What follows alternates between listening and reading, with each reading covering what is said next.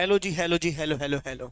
ठीक है क्या? आइए, हमने जितना पढ़ लिया इस चैप्टर से, एक बार इस चैप्टर को क्या करते हैं, गो थ्रू करते हैं, पन्ने पलटाते हैं। चैप्टर 1 आपने पूरा रीड कर लिया है, वो अंडरलाइन अंडरलाइन सारी चीजें हैं। चैप्टर 2 का जितना पढ़ाया है वो अंडरलाइन है। चैप्टर 3 से अपन आते हैं। ठीक है क्या? मैं जब हाँ सुनता हूँ तो मैं सबका हाँ अज्यूम करता हूँ। क्या बात समझ में आ रही है? और अगर नहीं किया है तो फिर बेटा जिंदगी तुम्हारी थोड़ी सी कष्टदायक होगी, उसके लिए आप स्वयं जिम्मेदार हैं। ठीक है, आइए, टैक्सेबल इवेंट आपने रीड किया, कोई डाउट गया किसी को?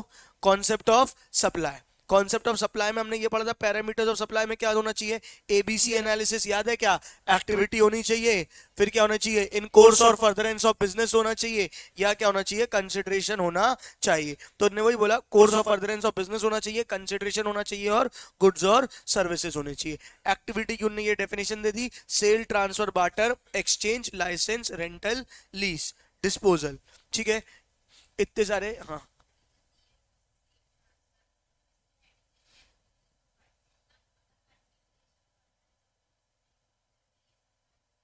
कहाँ लिखा है ऐसा?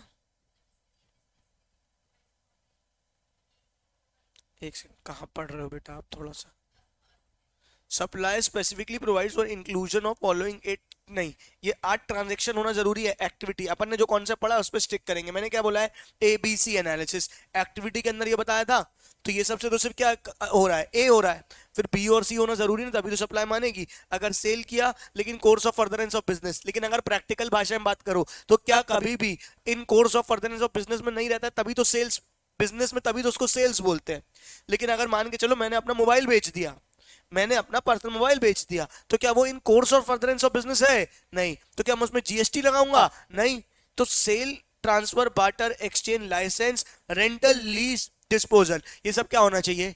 इन कोर्स और फर्दरेंस ऑफ बिजनेस होना जरूरी है। तुम्हारे घर में क्या आई? पड़ोसन आई, दरवाजा खटखटाई, बोलती है एक गिलास शक्कर, एक कटोरी शक्कर दे देना। गिलास में कौन शक्कर लेता है? तो बोली एक कटोरी शक्कर दे देना। तुमने बोले ठीक है, एक कटोरी शक्कर देंगे, बदले में एक कटोरी तेल दे दो। तो उनने तुमको क्या दी? शक्कर, और तुमने उनसे क्या लिया? तेल। क्या बात समझ में आ रही है? ये क्या हो गया? बार्टर। क्या ये इन कोर्स और फर्दरेंस ऑफ बिजनेस है? नहीं। क्या जीएसटी लगाओगे? मैंने तेरे को शक्कर दी, मेरे को जीएसटी दे, मैंने तेरे को तेल दिया, जीएसटी दे? नहीं बेटा, कोई चारा नहीं है। तो ये सारी एक्टिविटीज में क्या होना चाहिए बेटा? क्या होना चाहिए? क्या होना चाहिए? क्या होना चाहिए? इन कोर्स और फर्दरेंस ऑफ बिजनेस होना चाहिए। ठीक है क्या? Supply includes all form of supply goods both such as sale, transfer, barter, exchange, licence, rental, lease, disposal, made और agree to made for a consideration by person in course और furtherance of business. ठीक है क्या? अब उन्होंने साफ बोल दिया कि होना चाहिए, लेकिन course of furtherance of business होना चाहिए। सेकंड क्या है? 7(1)(a) क्या है? सप्लाई इंक्लूड्स द एक्टिविटीज और transaction by person other than individual to its members और अ कॉन्स्टिट्यूएंट्स और vice versa for cash, deferred payment और अदर वैल्यूएबल कंसिडरेशन। क्या है ये वाला पॉइंट? बताओ मुझे। मेंबर वाला, ये कौन सा था? मेंबर वाला था, कि अगर एक टीम है और टीम के मेंबर को अगर आपने क्या किया है? सप्लाई। वहां बाजू में लिखते चले जाओ। क्या बात समझ में? अगर ग्रुप अपने मेंबर को सप्लाई दे रहा है तो वो क्या माना जाएगा? सप्लाई माना जाएगा। Activities transaction by person other than individual to its members, other than individual to its members और कॉन्स्टिट्यूएंट्स और वाइस वर्सा, लेकिन साथ में क्या होना चाहिए? फॉर कंसिडरेशन होना चाहिए। अपने ही ग्रुप के मेंबर को आपने सर्विस दी है, फॉर कंसिडरेशन दी है, तो वो क्या मानी जाएगी? सप्लाई मानी जाएगी। For the purpose of this clause it is hereby clarified that notwithstanding anything contained in any other law और the time being in force और एनी जजमेंट, डिक्री और ऑर्डर बाय कोर्ट, ट्रिब्यूनल और authority, the person and its members और constituents shall be deemed to be two separate persons and the supply of activities or transactions inter se shall be deemed to take place from one such person to another. क्या मतलब है? ये बोला overriding section है, चाहे कोई court का फैसला भी क्यों ना आ जाए, लेकिन एक मेंबर ने अगर एक पर्सन ने अपने मेंबर को क्या दी है? सप्लाई दी है। एक पर्सन ने अगर अपने मेंबर को क्या दी है? सप्लाई दी है, तो उसको टू डिफरेंट पर्सन माना जाएगा। ठीक है क्या? Analysis, the aforesaid provision has been inserted through finance act इतना and has been given retrospective इतना, the purpose of such insertion is to continue constitute activities or transaction between an association, club और similar entities and its members. क्या बात समझ में आ रही है? कोई क्लब है, उसके मेंबर के लिए एक्टिविटी दी है और constituents as supply for the purpose of taxability, the member and the entity shall be deemed to be two distinct person. एक क्लब ने अपने मेंबर को कोई सप्लाई दी तो उसको भी क्या माना जाएगा? सप्लाई माना जाएगा। याद है क्या हमने पढ़ा था? ये तीसरा क्या पढ़ा था? Import of service. क्या पढ़ा था? Import of service. क्या था इंपोर्ट ऑफ सर्विस में? इंपोर्ट ऑफ सर्विस में क्या जाता है, रिवर्स चार्ज मैकेनिज्म। गुड्स टप्पा खा के आते हैं, याद है, और रिवर्स क्या आती है, डायरेक्ट। क्योंकि सर्विसेज डायरेक्ट आती है तो उसमें क्या डाल दिया, रिवर्स चार्ज मैकेनिज्म, और अलग से सप्लाई के डेफिनेशन में इंक्लूड किया हुआ है। ठीक है, ये अपन ने रीड भी कर लिया था, याद है सबको। फिर क्या है, सप्लाई विदाउट कंसिडरेशन। अब ये मेन है, the activity specified in schedule 1 made और agreed to be made without consideration, thus activity listed in schedule 1 shall be supply even if without made consideration। Underline करके लिख लो कि सप्लाई विदाउट कंसिडरेशन भी क्या मानी जाएगी, सप्लाई। ए बी सी में सी condition fulfil नहीं हो रही है तब भी क्या मानी जाएगी, सप्लाई। लेकिन उसके अंदर जो टॉपिक्स दिए हुए कहां लिखे हुए हैं, शेड्यूल 1 में। तो शेड्यूल 1 डैश करके लिखो सप्लाई इवन विदाउट कंसिडरेशन।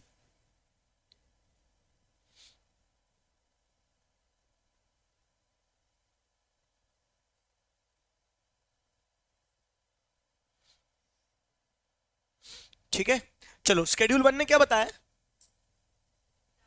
वो ट्रांजैक्शन क्या बताए हैं, वो ट्रांजैक्शन जो विदाउट कंसिडरेशन भी क्या माने जाएंगे, सप्लाई। अभी अपन ने सिर्फ हेडिंग पढ़ी है, राइट।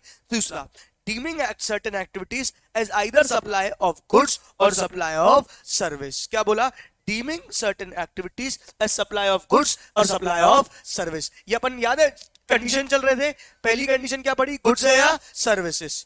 ठीक है, दूसरी कंडीशन क्या पड़ी थी, सप्लाई होना चाहिए। दूसरी कंडीशन क्या पड़ी थी, सप्लाई होना चाहिए। तो ये अपन ने बोला सप्लाई होना चाहिए। तीसरा क्या था, इंटर है या इंट्रा है, इंटर है या इंट्रा है। ठीक है, क्या अब इसमें एक चीज बंदे बताइए कि पहले आपको फिर इंटर और इंट्रा के बाद आपको क्या बाइफरकेट करना पड़ेगा, टैक्सेबल पर्सन। लेकिन बीच में एक भी आएगी तो देखना पड़ेगी गुड्स है या सर्विसेज। जो सप्लाई की है वो क्या है, गुड्स की है या सर्विसेज की है, राइट है, ये वाला पॉइंट है। व्हेन सर्टेन एक्टिविटीज और transaction constitute a supply in accordance with the provision of section 1 they shall be treated as either supply of goods और supply of service as referred in schedule 2।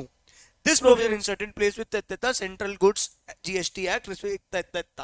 The effect of amendment is that activity listed in Schedule 2 shall be treated as either supply of goods or supply of services, provided the basic condition of activity considered supply of laid down in section 7(1) are fulfilled। मतलब कि इनको यहाँ पे check करेंगे, यहाँ पे हम check Schedule 1 में क्या है, विदाउट कंसिडरेशन भी सप्लाई होगी। शेड्यूल 2 में क्या है, बताया गया है कि कैसे बाइफरकेट करोगे कि ये जो चीज दी है वो गुड्स है या सर्विसेज है। क्या बात समझ में आ रही है। और शेड्यूल 3 में क्या बताया है कि ना तो गुड्स है ना तो सर्विसेज है, नो सप्लाई, ना इधर सप्लाई ऑफ गुड्स ना इधर सप्लाई ऑफ सर्विसेज। ये कहां पे दिया है, शेड्यूल 3 में। तो एक साइड का भी साइड में लिख लो, शेड्यूल 1, शेड्यूल 2, शेड्यूल 3 तीनों क्या क्या बताते हैं। शेड्यूल 1 बताता है, क्या बताता है शेड्यूल 1, विदाउट कंसिडरेशन। शेड्यूल 2 क्या बताता है,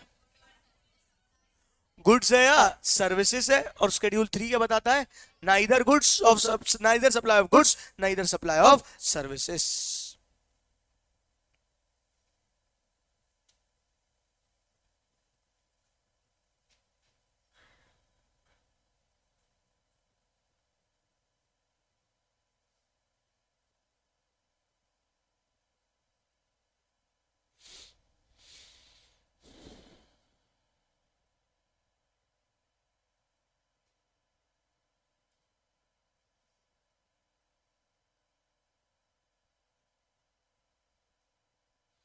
हो गया, लिख लिया।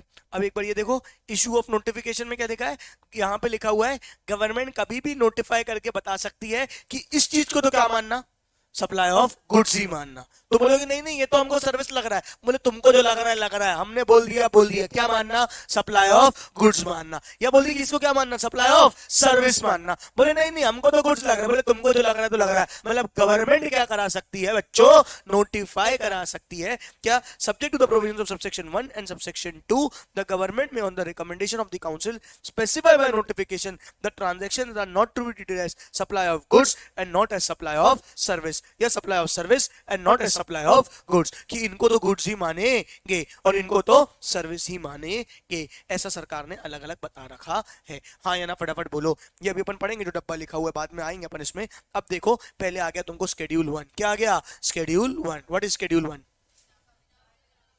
Without consideration. ओके, ये अपन पढ़ेंगे पूरी लिस्ट अभी, मैं भी इसमें अंदर नहीं जा रहा हूं। शेड्यूल 2 क्या है, सप्लाई ऑफ गुड्स है कि सप्लाई ऑफ सर्विस। ये अपन ने पढ़ लिया था क्या, ये अपन ने पढ़ा था, याद है। Any transfer of title in goods, goods transfer किए तो क्या माने जाएंगे, सप्लाई ऑफ गुड्स। ठीक है, राइट टू यूज गुड्स है तो क्या माना जाएगा? अगर सेल ऑफ गुड्स है तो गुड्स है, लेकिन राइट टू यूज गुड्स है तो क्या माना जाएगा? Supply of service. वही राइट इन द गुड्स और of undivided share in the goods without the transfer of title thereof. मैंने ओनरशिप आपको नहीं दी है, बोल रहा हूं मेरी जगह में क्या कर लो, यूज कर लो, वो क्या कहला जाएगा? Supply of service. Hire purchase transaction क्या होगा? Hire purchase transaction, hire purchase transaction क्या होता है? याद है बताया था मैंने, गाड़ी बेच दी, याद है गाड़ी बेच दी लेकिन बेची नहीं है, 11 महीने तक आप इंस्टॉलमेंट भरोगे, जब 12वीं इंस्टॉलमेंट भरोगे तब आपके नाम पे गुड्स गाड़ी होगी, याद है क्या? तो इसको क्या माना था अपन ने? Supply of goods. क्या माना था? Supply of goods. इसका लॉजिक क्या बताया था? एसेंस देखो ट्रांजेक्शन का, अल्टीमेटली तुम गाड़ी किराए पे ले रहे हो कि खरीद रहे हो? अरे यार, आपने गाड़ी इंस्टॉलमेंट में ली, उसको लीगली ऐसा हायर परचेज बनाया गया है, क्या तुम खरीद के आते हो नई एक्टिवा, वो माला अलग खिंचा के वो लोग फोटो खींचते हैं, क्या बात समझ में आ रही है? कार लेते तो वो लोग फोटो खींचते हैं, केक केक कराते जबरदस्ती तुमको खुश करते हैं, ठीक है? उसके बाद तुमको क्या बोलते हैं? ये लीजिए, ये रही आपकी किराए की गाड़ी, ऐसा बोलते हैं क्या? नहीं, वो तो खुश करते हैं ना, आपकी गाड़ी हुई, क्या बात समझ में आ रही है? आप भी पूरे मोहल्ले में जाके लड्डू बांटते हो, अरे लो लो लड्डू खाओ, लड्डू खाओ, हमने नई गाड़ी ली है, क्या जाके बोलते हो? ये लो लड्डू खाओ, लड्डू खाओ, हमने गाड़ी किराए पे ली है? नहीं, एसेंस में क्या है? वो सप्लाई ऑफ गुड्स। लीगली वो क्या है? असल में तुमने गाड़ी काहे में ली है? किराए पे ली है। तुमको लग रहा है तुम नई कार खरीद के आए हो, क्यों गुनानी जी? नई गाड़ी खरीदी है, इतनी ग्लैड हो रही हो तो, है ना? ठीक है, तो तुमने जो गाड़ी खरीदी वो बेटा गाड़ी खरीदी नहीं है, वो तुम्हारी किराए की गाड़ी है। के बाद समझ में आ रही है? महीना महीना तुमको उसको क्या भरना है? किराया भरना है। और आखिरी ट्रांजेक्शन जब करोगे, जिस दिन तुम लास्ट ट्रांजेक्शन भरोगे, उस दिन क्या मिलेगा? आपको गाड़ी की ओनरशिप मिलेगी। बोलेगी क्या भैया आपने कचरा कर दिया, इतनी खुश थी मैं। नहीं बेटा, तेरी गाड़ी, टेंशन नहीं ले। ये जमाना वो है बेटा, समझ जा क्या है, जिसने खरीदने को क्या बना दिया है? हायर परचेज ट्रांजैक्शन बना दिया है। अच्छा, लीज पे दिया, रेंट पे दिया, क्या है? Supply of service. ठीक है क्या? एनी लीज और लेटिंग out of building including commercial, industrial, residential complex, कुछ भी आपने बिल्डिंग किराए पे दी है वो क्या मानी जाएगी? Supply of service. ठीक है, लीज पे दी है तो भी क्या मानी जाएगी? Supply of service. Any treatment of process which is applied to another person goods, मतलब कि आपको किसी ने बोला एक काम करो, कपड़ा दिया, ठीक है, तो मैं कपड़ा लेके गई टेलर के पास, बोले इसका ना वो बना दो, जो भी ड्रेस तुम लोग बनवाते हो इसको ना ऐसे करके दे देना। अल्टीमेटली तुम क्या कर रहे हो बताओ? सप्लाई ऑफ गुड्स है कि सप्लाई ऑफ सर्विस है? ये देखो बहुत मजेदार चीज है। आप गई किसके पास? टेलर के पास, आपने उसको कपड़ा दिया और बोला कि ये लीजिए, इसका मुझे गाउन स्टिच करके दे दीजिए, ठीक है क्या? उसने आपका नाप नूप लिया और स्टिच करके दे दिया। बताओ सप्लाई ऑफ गुड्स है कि सप्लाई ऑफ सर्विस है? Supply of service. अच्छा, आप कई बार ऐसे भी होते हैं, बुटीक्स होते हैं, हम जाते हैं वहां जाके हमने कपड़ा पसंद किया और उसको बोला एक काम करो इस कपड़े को सिल के दे दो, अच्छा, और एक काम करो ये लो और अब मेरे को पैसे दे दो। अब बताओ क्या होगा? सप्लाई ऑफ गुड्स या supply of service? Supply of goods या सप्लाई ऑफ सर्विस? देखो पहले ऐसा थोड़ी होता है गुड्स एंड सर्विसेज, जीएसटी काय में लगाओगे? आपको कोई एक चीज में तो डालना पड़ेगा ना।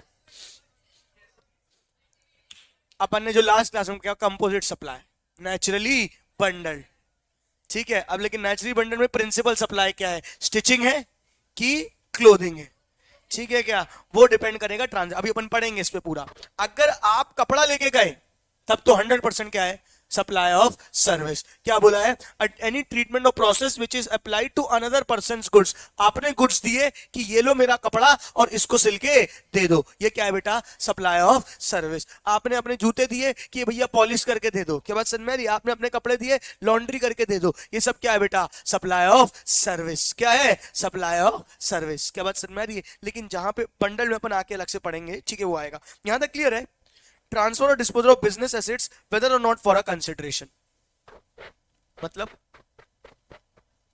मैंने ये टेबल बेच दिया, मैंने कंप्यूटर बेच दिया, अब पैसे से बेचा चाहे नहीं बेचा, ठीक है, पैसे वाली बात अपन कंसिडरेशन वाली बात अलग से पढ़ेंगे। अभी बस ये मानो क्या माना जाएगा? ऑब्वियस सी बात है, सप्लाई ऑफ गुड्स। क्या होगा? Supply of goods. चेंज और use of goods from business to personal use, बहुत बेहतरीन है ये। Change to use of goods from business to personal use, ठीक है। A computer company car when put to non business use would be covered as supply of service. इसको star mark करेंगे, इसको अपन discuss करेंगे आराम से। अभी ये काम करते हैं, ये पूरे अपन लिख के डिस्कस करने वाले हैं आगे चल के। चलो, ये पूरे अपन ये पूरी ट्रांजेक्शन है काहे की? गुड्स, ये काहे की ट्रांजेक्शन है? शेड्यूल 2 की, और आगे चल के क्या आएगा? शेड्यूल 3। आगे चल के क्या आएगा? शेड्यूल 3। ये पूरी शेड्यूल 3 की कहानी आएंगी। समझ में आ रहा है सबको? ये अपन पढ़ने वाले। आज अपन पहले वाले जो डायग्राम चल रहा था उसको कंप्लीट करेंगे। देखो पहला वन था गुड्स है सर्विसेज है कि नाइदर गुड्स और नॉर सर्विसेज, ये हमने पढ़ लिया था, बोलो हाँ। दूसरा क्या था बताओ मुझे, ये स्टेज 2 यहाँ पे थी, सप्लाई है कि नहीं है, क्या पढ़ा था, सप्लाई है कि नहीं है। तो सप्लाई के लिए अपन ने पहले बोला था अगर कंसिडरेशन वाली है तो एबीसी टेस्ट चेक करेंगे। दूसरा क्या था, क्या है, इंपोर्टेशन ऑफ सर्विसेज, यहाँ पे बिजनेस या पर्सनल दोनों चल जाएगा। फिर यहाँ क्या था, transaction between club with its members and consideration, यही था, याद है क्या। और चौथा क्या था, वही कंसिडरेशन वाली, कौन सा स्केड्यूल है ये, विदाउट कंसिडरेशन, विदाउट शेड्यूल 1, ये किसकी बात की है, शेड्यूल 1 की। क्लियर है कि नहीं क्लियर है, फटाफट बोलो।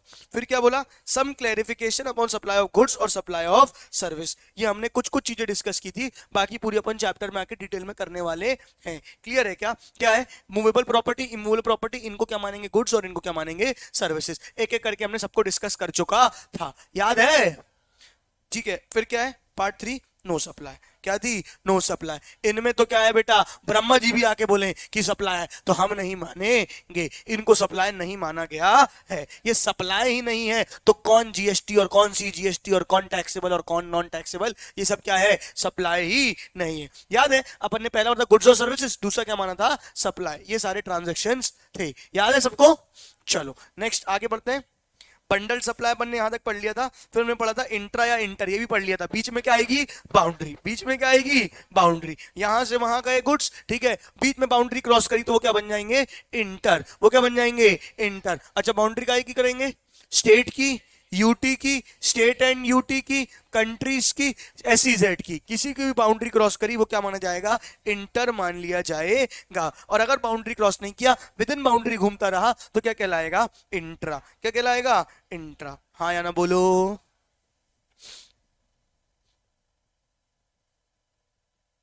एसईजेड को अलग स्टेट ही माना जाता है, अपन पढ़ेंगे उसके लिए।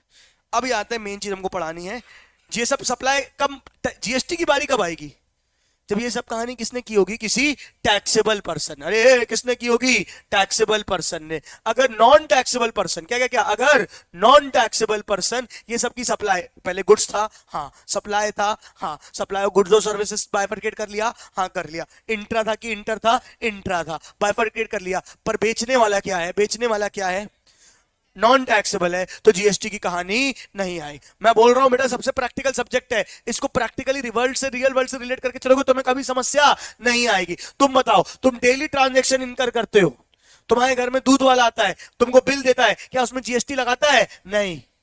तुम्हारे घर में न्यूज़पेपर वाला आता है, उसमें जीएसटी लगाता है, नहीं। सब्जी वाले से सब्जी खरीद तो क्या जीएसटी लगता है, नहीं। क्यों नहीं लगता है, सप्लाई है, हाँ, गुड्स है, हाँ, इंट्रा है, हाँ, लेकिन क्या है, जिसने करी है वो बंदा टैक्सेबल नहीं है। अगर वो करने वाला बंदा टैक्सेबल होता तो जीएसटी लग जाता। क्या बात समझ में आ रही है, नहीं आ रही है, क्या बात समझ में आ रही है। तो सबसे पहले बंदे का क्या होना चाहिए, टैक्सेबल पर्सन के द्वारा होनी चाहिए, हु इज रजिस्टर्ड और required to be registered in the person is liable to pay GST. क्या बात समझ चाहिए, शादीशुदा बंदा होना चाहिए, उसके हाथ पीले कराने हैं तो हमको क्या करना, मतलब वो सॉरी क्या था अपना एग्जाम्पल, एग्जाम्पल चल रहा था ना, क्या चल रहा था, शादी कराने के लिए, शादी कराने के लिए अपन ने क्या लिया था, जो रजिस्टर्ड बंदा है क्या होना चाहिए, मार्केट में उसका रजिस्ट्रेशन होना चाहिए, दुनियादारी में उसकी समझ होनी चाहिए, पहचान होनी चाहिए। अगर पहचान ही नहीं है तो अपन उसको रजिस्ट्रेशन ही नहीं है तो हम ऐसे अरे गहरे नत्थु गहरे से अपने घर में लड़की थोड़ी दे देंगे। क्या बात समझ में आ रही है, तो हम चेक करेंगे रजिस्ट्रेशन है कि नहीं। क्या बात समझ में आ रही है, इसमें भी अलग अलग प्रकार के लोग हैं, सुनना ध्यान से। कुछ लोग क्या है, इनको रजिस्ट्रेशन लेना ही नहीं पड़ेगा, इनको रजिस्ट्रेशन लेना ही नहीं पड़ेगा। ये लोग क्या है बेटा, ये लोग क्या है बेटा, निठल्ले हैं, नकारा है, इन लोग से हमको रजिस्ट्रेशन लेने की जरूरत नहीं है। इन लोग का रजिस्ट्रेशन नहीं होगा तो कभी भी इन पे जीएसटी नहीं लगेगा, इन पे रजिस्ट्रेशन होगा ही नहीं इनका, नो रजिस्ट्रेशन इज रिक्वायर्ड। क्या है बताऊं, क्या क्या है उसके अंदर, बैठते हैं एक बार, एक सेकंड एक सेकंड एक सेकंड, एक सेकंड, मैं बताऊंगा, मैं बताऊंगा।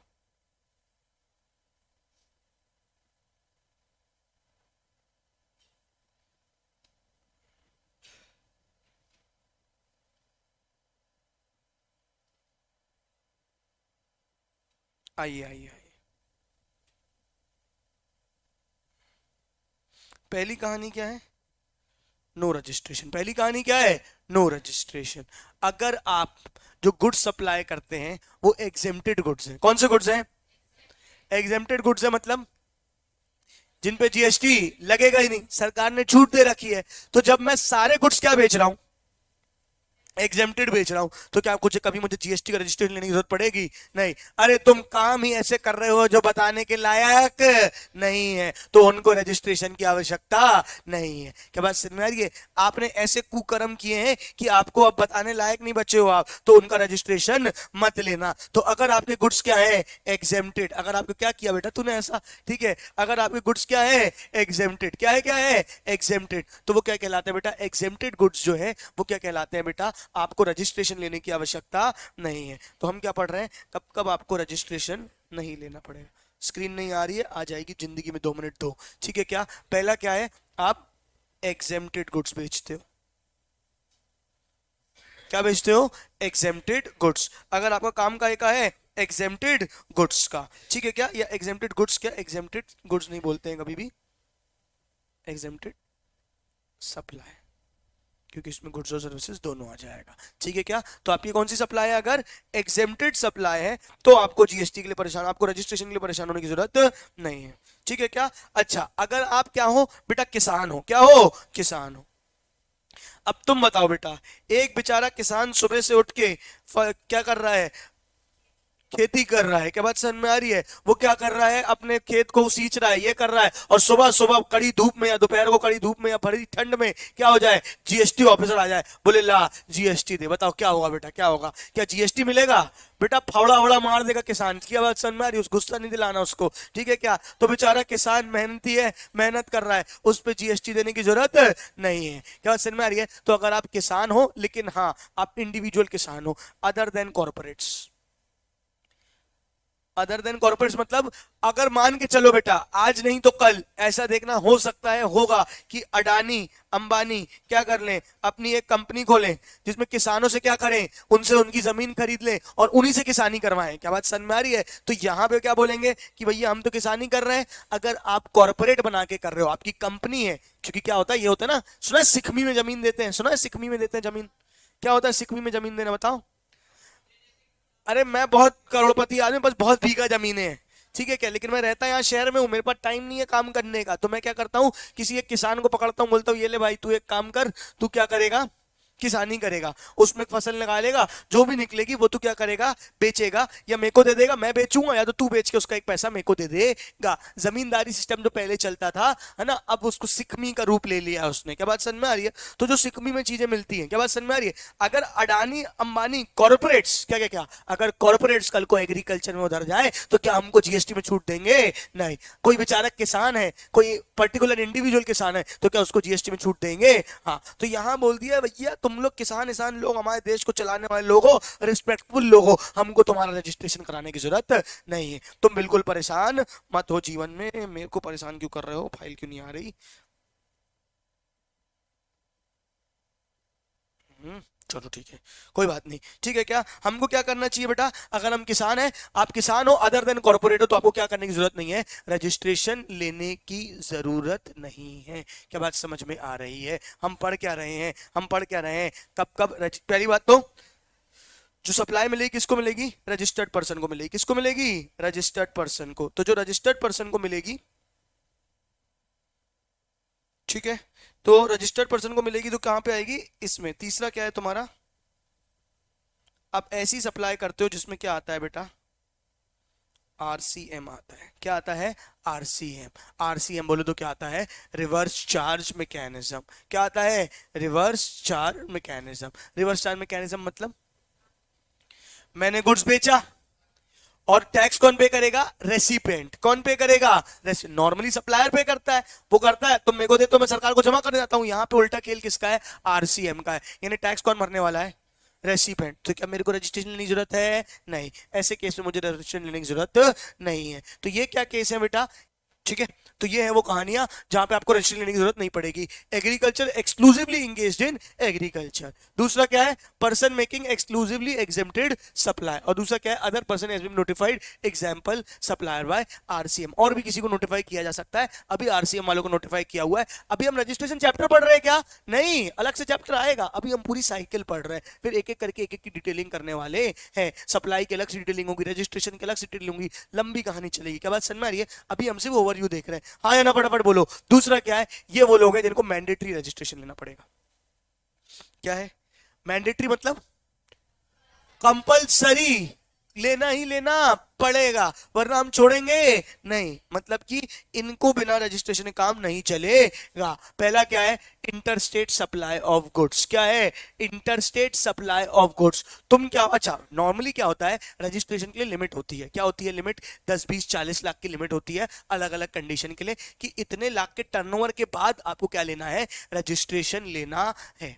क्या बात समझ में आ रही? जैसे फॉर एग्जांपल तुम छोटा किराना दुकान जाओगे तो वो जीएसटी नहीं लगाएगा, ठीक है क्या? लेकिन तुम बड़ी किराना दुकान में जाओगे, जहां पे वो जैसे डी मार्ट वगैरह है, कहीं जाओगे तो वहां जीएसटी लगेगा अलग अलग जगह पे। छोटी दुकान वाले को जीएसटी लेने की जरूरत नहीं है, बड़ी दुकान वाले को जीएसटी लेने की जरूरत है, क्योंकि वो क्या है, लिमिट होती है। आप अगर मान के चलो ट्यूशन पढ़ते हो जहां 2 4 5 10 बच्चे आते हैं, तो वहां आपकी सप्लाई में, वहां आपकी फीस में जीएसटी जुड़ा हुआ नहीं होता है। लेकिन आप मान के चलो बड़ी कोचिंग इंस्टीट्यूट में आते हो, जहां पे आप फीस भरते हो, प्रॉपर आपको रिसीट मिलती है, तो वहां आपको जीएसटी जुड़ा हुआ मिलता है। तो ये फर्क होता है किसमें, रजिस्टर्ड और नॉन रजिस्टर्ड में। क्या बात समझ में आ रही है? तो आपको अगर रिसीट मिलेगी जिसमें जीएसटी जुड़ा हुआ मिलेगा तो वो क्या है, रजिस्टर्ड, और नहीं जुड़ा हुआ मिलेगा तो वो क्या है, नॉन रजिस्टर्ड। तो नॉर्मली तो लिमिट होती है, नॉर्मली तो क्या होती है, लिमिट, कि जब आप बड़े आदमी बन जाओगे तब रजिस्ट्रेशन कराना, तब तुम जीएसटी भरना। सुन रहे हो मेरी बात? लेकिन यहां पे क्या बोला, यहां लिमिट लिमिट नहीं देखेंगे, हम सीधे मान लेंगे तुम बड़े आदमी हो और तुमसे रजिस्ट्रेशन करवा लेंगे। मतलब यहां पे मैंडेटरी रजिस्ट्रेशन का मतलब है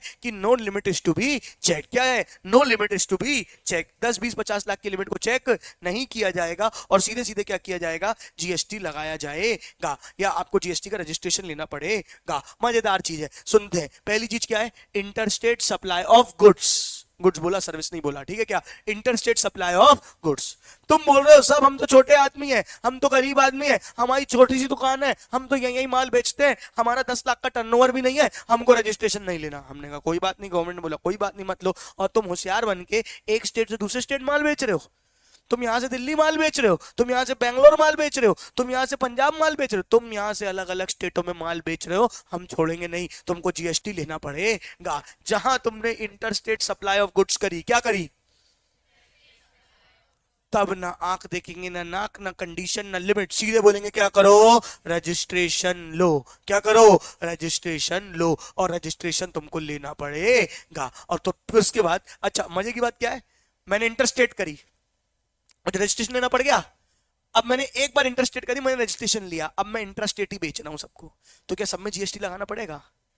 एक बार रजिस्ट्रेशन आ गया तो आ गया, एक बार जीएसटी की माया जाल में बच गए तो बच गए, उसके बाद कोई बचना नहीं है। मतलब कि अगर आपने, समझो ना, मैं रजिस्टर्ड पर्सन हूं, कंडीशन क्या है, सप्लाई होनी चाहिए, गुड्स और सर्विस होनी चाहिए, बाय रजिस्टर्ड पर्सन होनी चाहिए। तीनों कंडीशन क्या हो गई, फुलफिल। भले मैंने रजिस्ट्रेशन इंटरस्टेट के लिए लिया, पर अब मैं रजिस्टर्ड पर्सन हूं, सप्लाई कर रहा हूं, गुड्स और सर्विसेज कर रहा हूं, हाँ क्या लगेगा, जीएसटी लगेगा। ये बता रहा हूं बार बार, ये मंत्र मत भूलना, ये कंडीशन मत भूलना, ये कंडीशन फुलफिल करते आओगे तो ऑटोमेटिकली बता पाओगे कि जीएसटी लग रहा है कि नहीं, वरना रटते रहोगे एक एक प्रोविजन को अंदर तक। ये मूल है, ये ढांचा है जीएसटी का, इसको पकड़ के चलोगे कहीं समस्या तुमको नहीं आएगी। हाँ या ना, फटाफट बोलो। तो क्या है, मैंडेटरी रजिस्टर्ड लिमिट, इंटरस्टेट होना चाहिए पहली चीज, इंटरस्टेट है तो क्या लगेगा, मैंडेटरी रजिस्ट्रेशन। दूसरा क्या है, casual taxable person, very good, मजेदार चीज। देखते हैं क्या है कैजुअल टैक्सेबल पर्सन, सुनना ध्यान से। कभी बेटा मेले पे गए हो, मेले पे, मेले पे गए हो, मेले पे, मेले कैसे लगते हैं बताओ बेटा, कौन से मेले पे गए हो बताओ, मेले में क्या होता है बताओ। ये ऐसे मेला लगा है, क्या बात समझ में आई है? यहाँ बहुत सारी क्या है, दुकानें हैं, झूले रहते हैं ऐसे, वो क्या कहते हैं, वो झूले रहते हैं ऐसे करके, झूला झूल रहे होते हैं लोग, ठीक है। वो तेरे को चढ़ने नहीं देगा, मिक्की माउस को चकने वाला मिक्की माउस फोड़ देगी उसको, ठीक है क्या, ठीक है। उम्र निकली जा रही, इनको मिक्की माउस में कूदना है। क्या बात समझ में आ रही है? चलो यहां तक समझ में आया। ये मेले लगे हैं, क्या लगे हैं, मेले। क्या कई लोग ऐसे होते हैं जो सिर्फ मेलों में ही दुकान लगाते हैं, और एक मेले से दूसरे मेला घूमते रहते हैं, और कई बार तो वो एक स्टेट से दूसरी स्टेट भी आते हैं। होता है ना, बोलते ना राजस्थानी स्टॉल लगा था, क्या बात समझ में आ रही है? उनका क्या लगा हुआ है, उनका उन लोग का मान के चलो मेरा बिजनेस ही है, मैं क्या करता हूँ जगह जगह पे जहां जहां पे मेले लगते हैं वहां वहां पे जाके क्या करता हूँ, अपना स्टॉल लगाता हूँ। अच्छा, सुनने में भी ये लग रहा है ये तो बेचारे छोटे मोटे लोग हैं, इनको छोड़ दो, क्या बात समझ में आ रही है? पर असल में तुम बड़े, अभी तुम मेले तुम्हारे दिमाग में क्या आ रहा है, ये जो प्रदर्शनी लगती है। अच्छा, ऑटो एक्सपो सोचो, बड़े बड़े मेले, बहुत बड़े बड़े मेले होते हैं, क्या बात समझ में? बहुत सारे लोगों का काम ही यही होता है कि एक मेले से दूसरे मेले में क्या लगाना, स्टॉल लगाना। अब समझना ध्यान से, ये एक आदमी है ना, इसका कोई घर नहीं है ना, इसका कोई ठिकाना नहीं, खाना बदोश है, ये क्या बात समझ में आ रही है? ये बस क्या करते रहते हैं, यहाँ से वहां घूमते रहते हैं, यहाँ से वहां क्या करते रहते हैं, घूमते रहते हैं। पहले एक मेले में जाते हैं, फिर दूसरे मेले में जाते हैं, फिर तीसरे मेले में जाते हैं, फिर चौथे मेले में जाते हैं। क्या बात समझ में आ रही? अच्छा खासा का पैसा है, कोई दिक्कत की बात नहीं है। मजे की बात सुनना, ये रहने वाला राजस्थान का समझो, चलो कहाँ का है, राजस्थान। ये राजस्थानी मेला लगाता है, राजस्थानी स्टॉल लगाता है। ये एमपी में आया, इसने राजस्थानी स्टॉल लगाया। बताओ बेटा, ये सर्विसेज कौन से गवर्नमेंट की यूज कर रहा है यहाँ पे, राजस्थान की कि एमपी की? एमपी की। यहाँ पे आया 5 दिन के लिए, इसने क्या किया, अपना स्टॉल लगाया, 5 दिन का मेला था, निकल लिया। यहाँ से चला गया कहाँ, दिल्ली। दिल्ली में बहुत बड़ा मेला था, वहां पे जाके अपना 10 दिन का स्टॉल लगाया, निकल लिया। क्या बात समझ में आ रही है? फिर यहाँ आया, फिर निकल लिया। अब इसने हर जगह पे अपनी अपनी सप्लाई दी। पहले बताओ, इस पे जीएसटी लगना चाहिए कि नहीं लगना चाहिए? इस पे जीएसटी है जो अलग अलग शहरों में घूम घूम के लग रहा है, लगना चाहिए कि नहीं लगना चाहिए? लगना चाहिए कि नहीं लगना चाहिए? दिल क्या बोल रहा है तुम्हारा? हाँ, सरकार लगाना चाहेगी कि सरकार छोड़ना चाहेगी? यार ये मेरे स्टेट में आ रहे हैं, सुनो, ये मेरे स्टेट में आ रहे हैं, मेरे स्टेट की फैसिलिटीज को यूज कर रहे हैं। कभी देखना मेले के बाद ग्राउंड की हालत क्या होती है, फिर सरकार पूरा वहां पे उसकी साफ सफाई करवाएगी, उनको बिजली का काम देगी, पूरा मेंटेनेंस करेगी। फिर ये लोग आएंगे, आज यहाँ पे मेला लगाएंगे, कहानी करेंगे, फिर चले जाएंगे कहाँ, दिल्ली। फिर दिल्ली मेला लगाएंगे, दिल्ली की सरकार की फैसिलिटीज को यूज कर रहे हैं ना ये। सरकार छोड़ेगी कि पकड़ेगी? अरे पकड़ेगी, क्यों छोड़ेगी, सरकार नहीं छोड़ती बेटा, सरकार को जीएसटी चाहिए, सरकार ने बोला जीएसटी तो लगाना है।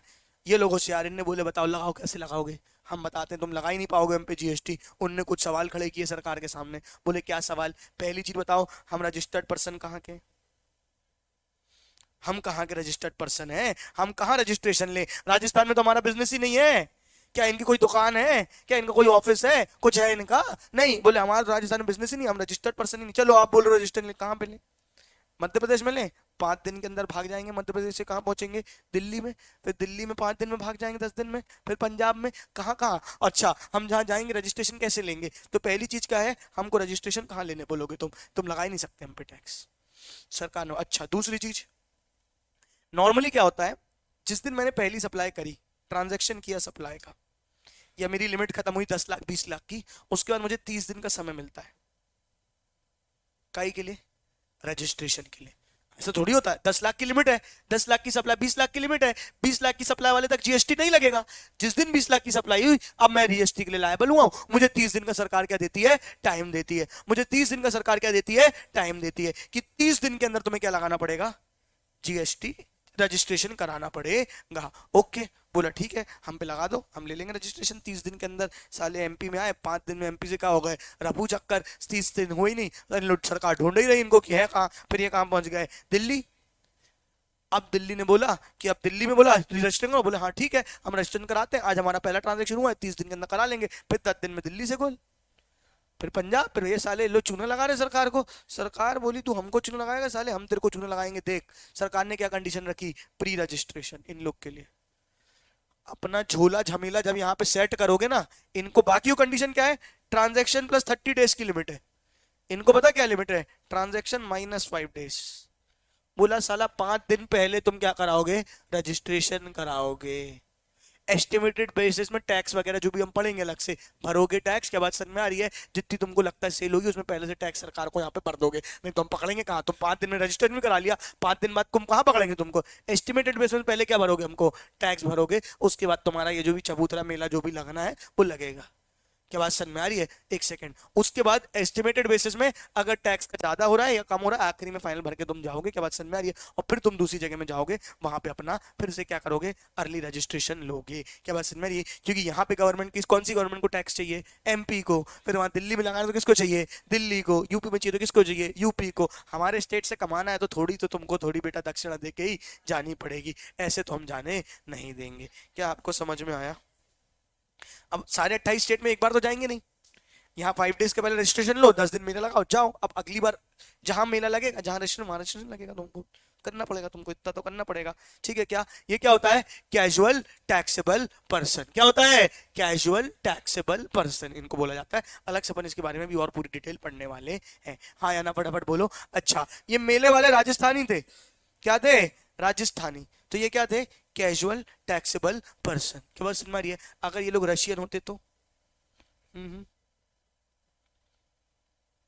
अगर ये लोग रशियन होते, रशियन मेला एक ही चीज का नहीं लगता है, साले हंस रहे हो, ठीक है क्या, है ना? रशियन मेला लगा, क्या बात समझ में आ रही है? गुड्स का लगा बेटा, गुड्स का, सर्विसेज का नहीं। क्या बात समझ में आ रही है? रशियन मेला लगा काय का बेटा, गुड्स का। अब बताओ बेटा, ये क्या इनको भी लेना पड़ेगा? हाँ, ये लोग क्या कहलाएंगे, एनआरटीपी, यानी कि नॉन रेसिडेंट टैक्सेबल पर्सन। ठीक है क्या? अगर हमारे देश के लोग हैं तो क्या है, कैजुअल टैक्सेबल पर्सन, और हमारे देश के लोग नहीं है तो क्या है, नॉन रेसिडेंट टैक्सेबल पर्सन। बख्शेंगे तो हम किसी को भी नहीं। क्या बात समझ में आ रही है? मेरे को फोन आ रहा है किसी का। कितनों को समझ में आई कहानी बताओ? तो ये होती है कैसेट काय की, ये होती है कैसेट तुम्हारी काय की। ये क्या होता है, कंपलसरी आपको रजिस्ट्रेशन लेना पड़ता है, कंपलसरी आपको रजिस्ट्रेशन लेना पड़ता है। पहले था कि एकदम छूट, क्या छूट, मत लो रजिस्ट्रेशन, नो रजिस्ट्रेशन। ठीक है, नो रजिस्ट्रेशन कब था, या तो आप क्या हो, एग्जेम्प्टेड हो, या तो आप क्या हो, एग्रीकल्चरिस्ट हो, या तो आप क्या हो, आरसीएम वाले हो। मैंडेटरी रजिस्ट्रेशन क्या था, इंटरस्टेट करते हो या फिर क्या करते हो, एनआरटीपी करते हो। और तीसरा क्या है, अगर आप क्या है, आप लिमिट क्रॉस करते हो तब आपको रजिस्ट्रेशन लेना पड़ेगा। और लिमिट क्रॉस कब होगी, जब आपकी लिमिट 10, 20, 40, अलग अलग लोगों के लिए अलग अलग लिमिट है। कुछ लोगों की लिमिट 10 है, कुछ के लिए 20 है, और कुछ के लिए 40 है। 10, 20, 40 लाख जब आप लिमिट को क्रॉस करोगे तब आपको जीएसटी लगेगा। बोलो हाँ या नहीं, बधाई हो, रिश्ता पक्का होने वाला है। सबसे पहले क्या था, गुड्स और सर्विसेज है, फिर क्या है, सप्लाई भी है, सप्लाई के बाद इंट्रा है या इंटर है, फिर क्या था, टैक्सेबल पर्सन के द्वारा भी की गई हो। ओहो, बस रिश्ता पक्का ही होने वाला है। बस देखे कहीं उसको एग्जेम्प्ट तो नहीं कर दिया गया है। इसकी अलग से लिस्ट है, इसको अपन अलग से पढ़ेंगे। क्या बात समझ में आ रही है? ये अपन ने पूरे वो पढ़े, अपन पढ़ेंगे, इसका सिस्टम बने हुए हैं, वो अपन पढ़ेंगे। ये क्या होता है तुम्हारा स्टेज 5, एग्जेम्प्ट तो नहीं है। हाँ हाँ हाँ। क्या, अब देखो समझो मेरी बात को। अब तुम बोलो कि भैया हम जा रहे थे एक गांव से, यहाँ से जा रहे थे हाईवे में, है ना, गांव में छोटा सा मेला लगा हुआ था, है ना, जैसे अपन देखते हैं ना कि गांव में छोटे से मेले लगे हुए हैं, बाहर बजरिया लगी हुई है। या हमारे यहाँ पे कई लोग हैं जो किसी दिन आधारताल में बाजार लगाते हैं, किसी दिन यहाँ लगाते हैं, किसी दिन वहां लगाते हैं। पहली बात तो ये विद इन स्टेट लगा रहे हैं, चलो कभी वो गुजरात चले गए, कभी वो राजस्थान चले गए, कभी वो कहीं और चले गए, यूपी चले गए। तो क्या छोटे मोटे ऑटोमेटिकली गवर्नमेंट की नजरों से क्या हो जाते हैं, ओझल हो जाते हैं। क्या बात समझ में आ रही है? सरकार कभी गाँव में जाएगी पकड़ने, नहीं, सरकार क्या मारेगी बेटा, हमेशा बड़ा हाथ मारेगी जहां सरकार को लगता है कि मोटा पैसा मिलने वाला है। क्या बात समझ में आ रही है? जो बहुत प्रोफेशनली इसको करते हैं, बड़े बड़े जो दिल्ली, मुंबई, बड़े बड़े जगहों पे जो क्या लगते हैं, स्टॉल्स लगते हैं, उस पे जो लोग अलग अलग स्टेट्स पे आते हैं, उनको अब मान के चलो इवेंट ही बहुत बड़ा है। अब इवेंट कैसा होता है पता है, ये बड़े इवेंट कैसे होते हैं, जहां पे स्टॉल लगाने की फीस तुमको 15 लाख 20 लाख देनी पड़ रही है। क्या बात समझ में आ रही है? यहाँ स्टॉल लगाने का रेंट इतना है, जब तुम इतने बड़े इवेंट में आके पार्टिसिपेट कर रहे हो तब तुमसे बोला जाएगा बेटा रजिस्ट्रेशन है, नहीं है, जा लेके आ। क्या बात समझ में आ रही है? और वो भी प्रोसेस बहुत आसान है, कोई बहुत ज्यादा, अपन देखेंगे जीएसटी पोर्टल में भी देखेंगे अपन कि कैसे रजिस्ट्रेशन वगैरह लिया जाता है, तो तुमको और क्लियरिटी आएगी उसमें। क्लियर है क्या? ये होता है तुम्हारा कॉन्सेप्ट। हाँ हाँ। क्या, यही तो बताया, जब तुम इतने बड़े मेले में जाओगे, सरकार को ये तो पता है ना कि हमारे स्टेट में कौन सा कहाँ कहाँ जगह बड़ा मेला लग रहा है जहाँ पे 20-20 लाख रुपए क्या ली जा रही है, स्टॉल लगाने की फीस ली जा रही है। वहां उतने लोगों को देखा जाएगा, हाँ भाई कौन कौन बाहरी स्टेट से आया था, इनसे सबको पकड़ो, इनका रजिस्ट्रेशन है कि नहीं है, इन लोग जीएसटी भर रहे हैं कि नहीं भर रहे हैं। और एस्टिमेटेड पहले ही जीएसटी क्या कर लेगी सरकार, रखवा लेगी उनसे। के बाद समझ में, जब तुम रजिस्ट्रेशन कराने जाओगे ना, एस्टिमेटेड में तुमसे जीएसटी रखवा लेगी अमाउंट के बाद, समझ में आ रही है। अब तुम बेचते रहो, कोई दिक्कत की बात नहीं है। तुम्हारे दिमाग में मेला मतलब छोटा मेला ही आ रहा है अभी भी, क्या बात समझ में आ रही है, क्योंकि वो बड़े मेले होते ही अलग है, वहां पे ट्रांजेक्शन ही वैसे होते हैं, बिलिंग के साथ सारी चीजों के साथ। क्या बात समझ में आ रही है ना। तुम टिकली बिंदी खरीदने नहीं गए हो ये वाले मेले में कि तुमको लग रहा है कि अरे इसमें जीएसटी कैसे लगेगा हमको, है ना, उसमें नहीं लगेगा बेटा, है ना, वो सरकार छोड़ देती उतना। हाँ या ना, फटाफट बोलो, आया कि नहीं आया समझ में। मुझे लगता है आज मैं इतना ही करा रहा हूँ, मैंने आज आपको रजिस्ट्रेशन का थोड़ा बहुत बेसिक बताया, ठीक है। नेक्स्ट क्लास से हम इसके आगे कंटिन्यू करेंगे, हाँ या ना बोलो।